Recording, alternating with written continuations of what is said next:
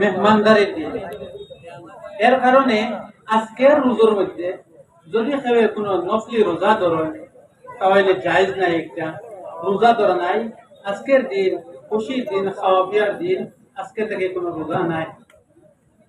দ্বিতীয় কথা হইল, যখন আমি আপনার সামনে ঈদ সম্পর্কে বিশেষ কিছু আলোচনা করা যায় না, মুকাররিরিন হল, আইম্মা হল আইবা তেন আলোচনা করবা।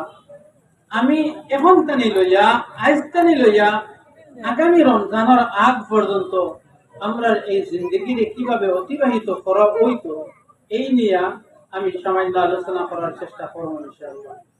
মুআজ্জাজ হাজিরিন, আমরা এক মাস রমজানে অতিবাহিত করছি, সেহরিও খাইলাম, ইফতারও করলাম, রোজাও রাখলাম, এবং সবর ও ধৈর্য সহকারে সহিত এই মাসের অতিবাহিত করলাম। আর এই মাস থেকে আমরা অনেক আদর্শ পাইছি, যেখানে ইবাদতের সুযোগ পাইছি, জিকির ও ফিকিরের সুযোগ করতে পারছি, করছি।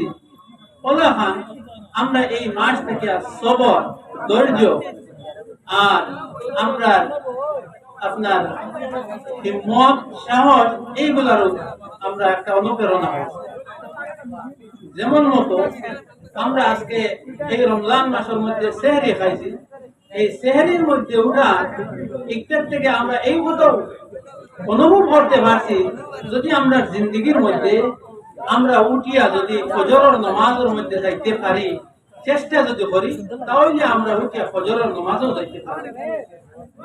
বাকি 11 মাস যেখানে এই রমজানের মধ্যে সেহরির রক্ত, তাহাজ্জুদের রক্ত আমরা উঠিতে পারি।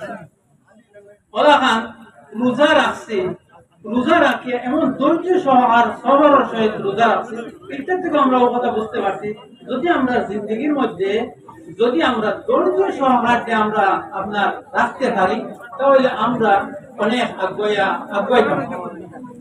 তৃতীয় কথা হইল যে আমরা তারাবির নামাজ আদায় করছি, এই তারাবির নামাজ থেকে আমরা এই কথাও পাই যে এত লম্বা নামাজ যদি আমরা আদায় করতে পারছি, তাহলে আমরা জিন্দগির মধ্যে যদি আমরা চাই আমরা 5 ওয়াক্তের ফরজ নামাজ আদায় করিয়া যাইতাম, তাহলে চেষ্টা করলে ইনশাআল্লাহ এইগুলো করা যাবে।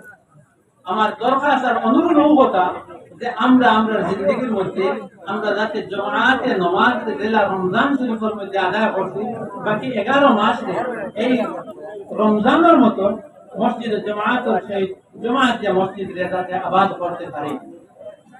আর একটা কথা হইল, যেমন